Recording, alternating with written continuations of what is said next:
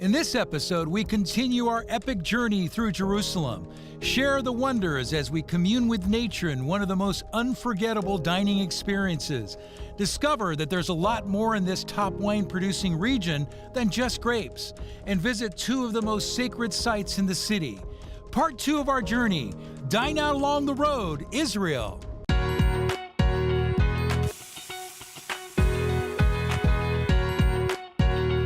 So good. Every town, every city has its hot spots and hidden gems. Join us as we travel the back roads and the main highways, sharing the untold stories behind the food, drink, culture, and notable people that make up these unique treasures. Come on, let's dine out along the road.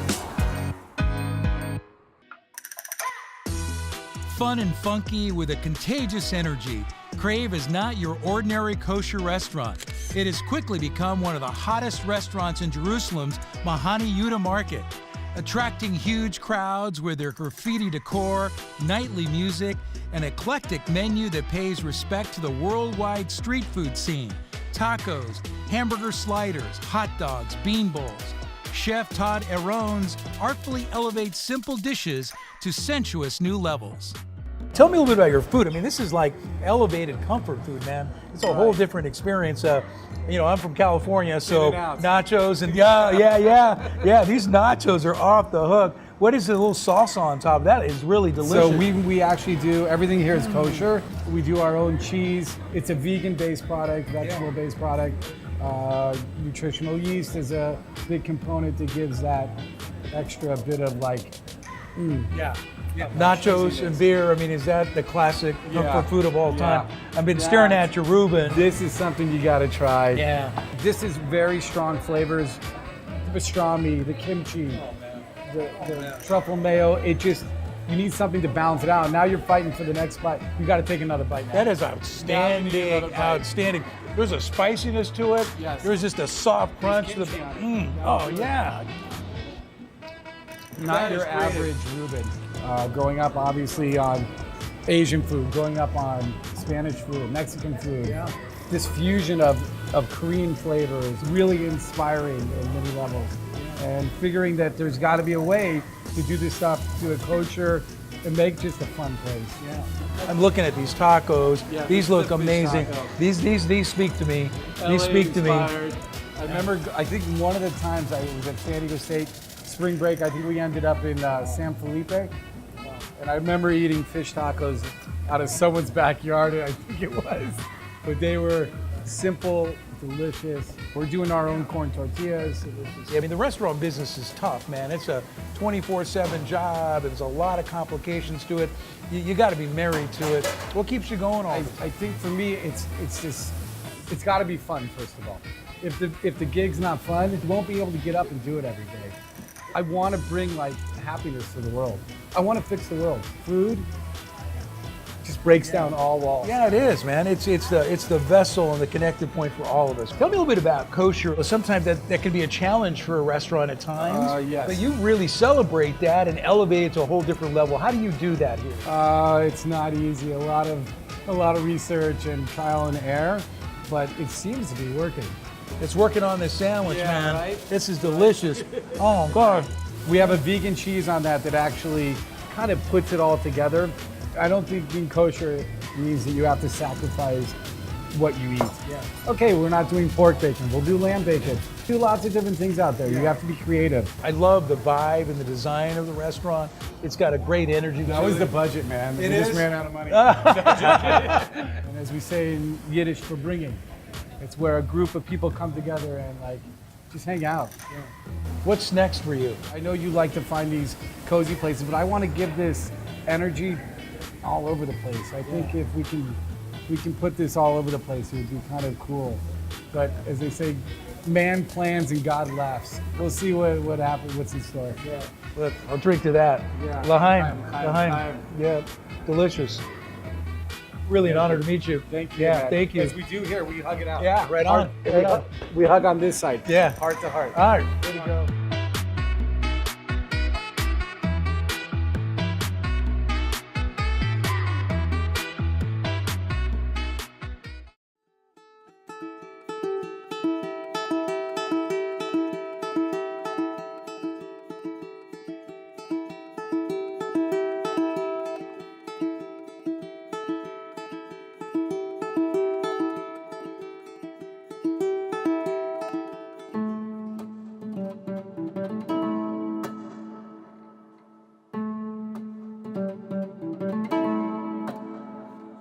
The Wailing Wall, known as the Western Wall, is a surviving section of the wall which in ancient time formed a part of the enclosure of Herod the Great's temple near the Holy of Holies.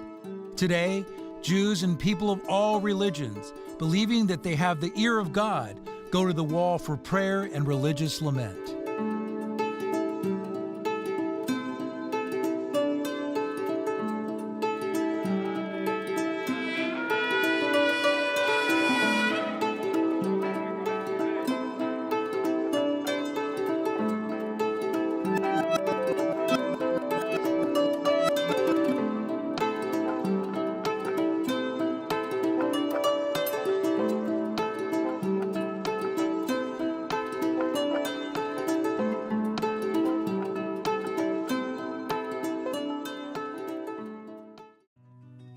Far from the beaten path exists a place of total peace and serenity. Goats with the Wind Farm and Restaurant, cradled within the secluded beauty of the rolling hills of Galilee. This organic goat farm radiates a definite commune-like quality. A passion project for owners Amnon and Delilah, this eco-friendly, fully sustainable farm also offers guests a dining experience they soon won't forget. Their food exemplifies the farm-to-table creed, offering a fixed organic menu that features vibrantly delicious salads prepared with seasonal vegetables from the garden, a variety of hot and cold goat cheeses paired with rustic homemade bread and olive oil, and farm-made wine further complements the meal. A leisurely step back in time, Goats with the Wind is a well-deserved respite for both body and soul. The halloumi cheese. Oh, yeah, that's what I wondered Mixed with our olive oil. Oh, wow. Voila. And it's Wow. from goat milk. Toda, Dalia. This is goat cheese. This is halloumi that is, oh my gosh, it's the best.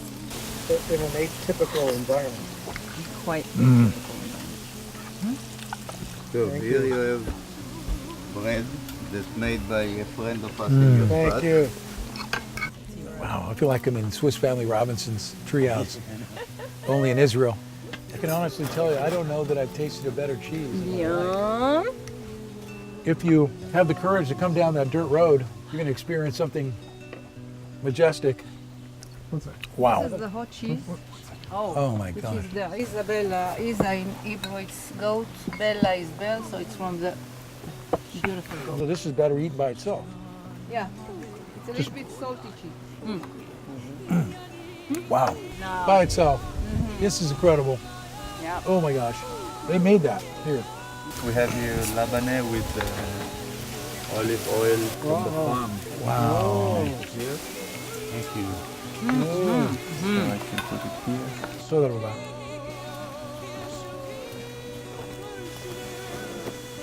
Wow. This is the salty sour salad. Oh Okay. my So gosh. it's salty and sour. Toda, Dalia. Oh, just gorgeous. Look at how colorful that is. That's cheese. Come on. Wow. This is like an impressionist painting. That is delicious. This is not food, this is art. This is delicious. Wow. It's a Van Gogh. Partially delicious. And here is sweet tomato. Oh, that looks beautiful. Man. Wow. Ridiculous.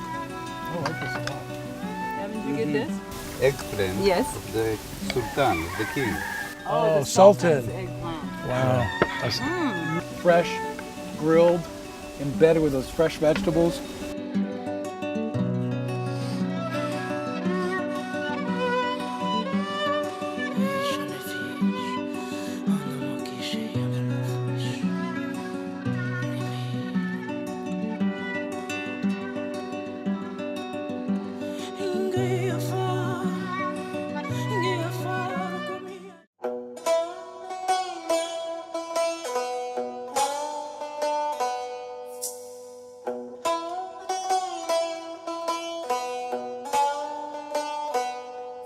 Situated at the foot of the Mount of Olives, The Garden of Gethsemane is one of the most sacred places in Jerusalem. It is where Jesus prayed on the night of his arrest before his crucifixion. Continuing to be a tranquil haven used for reflection, the garden remains home to groves of ancient olive trees, some reported to date back 2,000 years. A church is located next to the garden, which enshrines a section of the bedrock where Jesus was said to have prayed. Funding for this church came from all around the world, earning it its familiar name of Church of All Nations.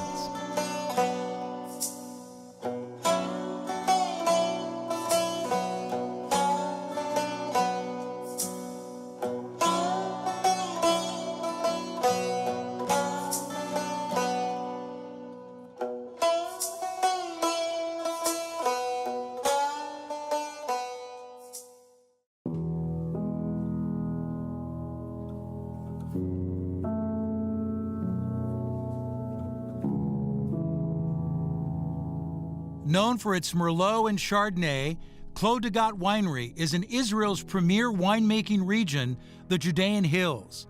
Critically acclaimed, the winery relies on the vineyard's natural yeast for the fermentation process, imparting greater layers of complexity to the wines, completing the uniqueness of its terroir.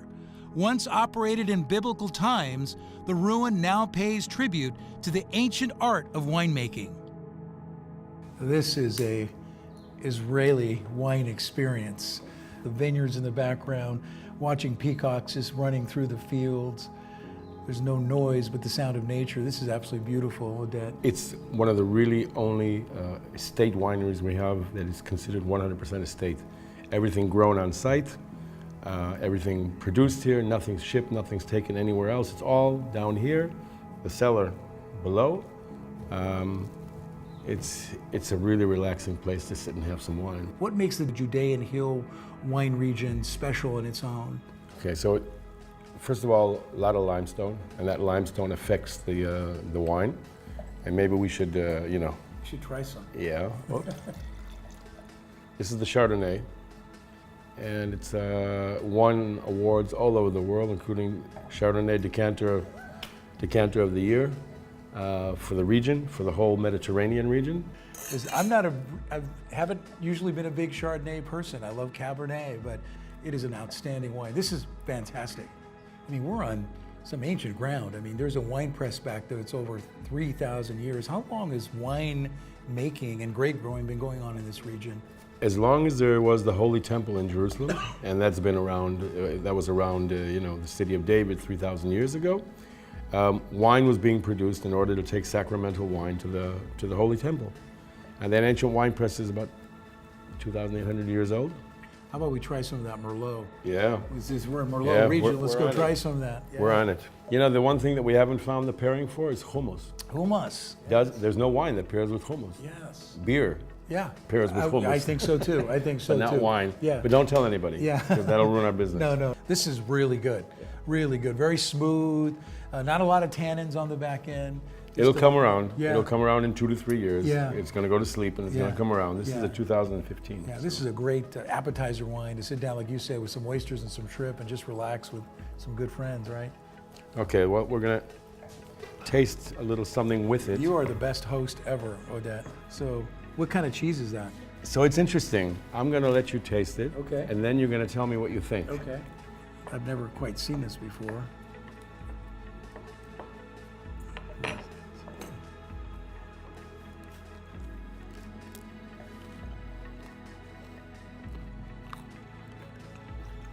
It's not goat cheese. No. It has a little finish like goat cheese. Is it sheep's cheese? It's all vegan. There's no cheese here. Wow, you're kidding me. That's delicious. Yeah. Wow. So this is a Syrah, and this has been our highlight wine for a long time. We really feel the Syrah here sticks out, and it does. And it has the tannins I like towards the back end there. I really like that. Very smooth, not overpowering. We've discovered, like any other place, when a tourist comes to, thank you very much. When a tourist comes to France, is he going to want to taste Spanish wine? Generally not. Yeah. So suddenly we're realizing that the tourist industry here, when they come and they go to a restaurant, they're not looking to taste, a great Italian wine. They want to taste a great Israeli wine. Right. These are 3 amazing wines. It's amazing. L'chaim. Chaim.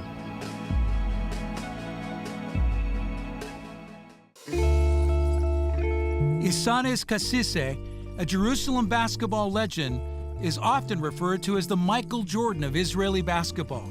Isa has also served as the guide to Prince William and protected Pope Francis on his visit to the Holy Land. It was an honor to have Isa show us some of the historical sites, which included a private tour of the Church of the Holy Sepulchre. How blessed am I to get a chance to tour one of the greatest cities in the world with Jerusalem's basketball legend. Thank you very much. It's so nice to be with you. It's my honor to have you, Thank to be you. in Jerusalem, especially in the old city, in the Holy Land. One of the things that I am so impressed is the food from different cultures and different things. What is your favorite? What are your favorite foods here? Falafel and hummus. Of course. When I travel outside the country, I will say, oh, I miss falafel. I want to go eat anti-Jerusalem bread. Yes. They call it kai. Kai, I'm honored to be here with you. It's I can't wait to try your food. Our pleasure to have you in Jerusalem, and especially in the old city of Jerusalem. Awesome.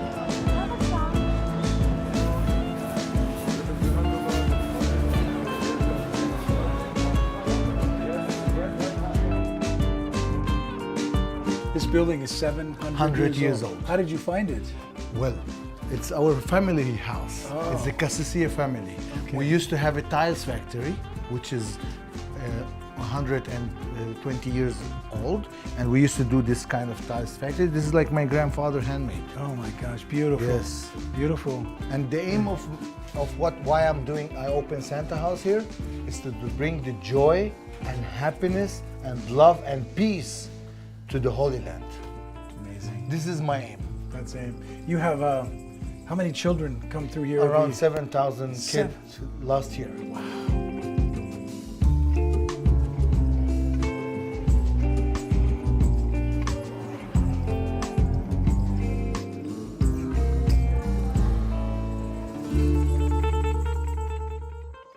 How old is the church? It's built like in the 4th century, 326. Wow.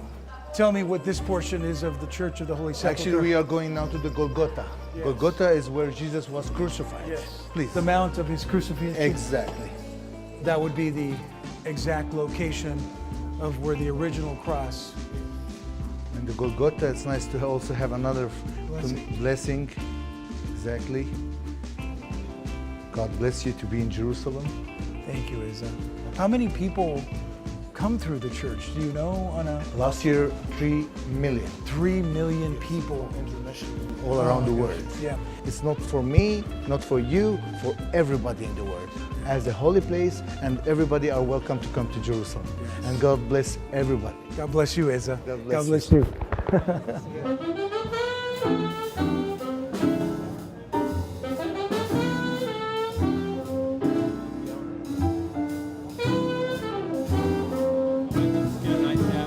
Zuni, described as a bistro, cafe, and bar, is one of those unique discoveries that just makes your day.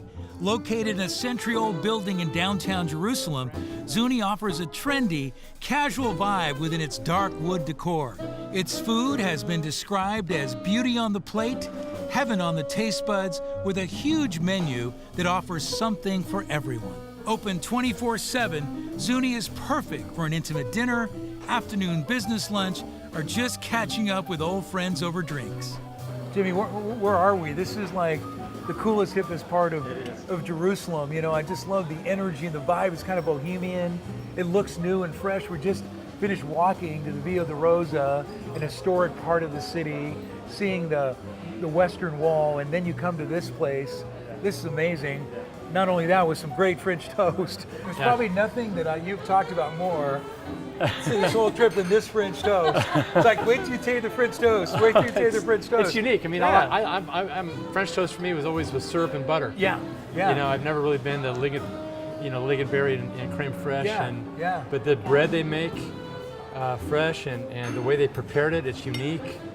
And I just love it. And it's one of the things, one of the places I love to bring people when they come to Jerusalem after hours. I mean, you talk about the bread is completely unique.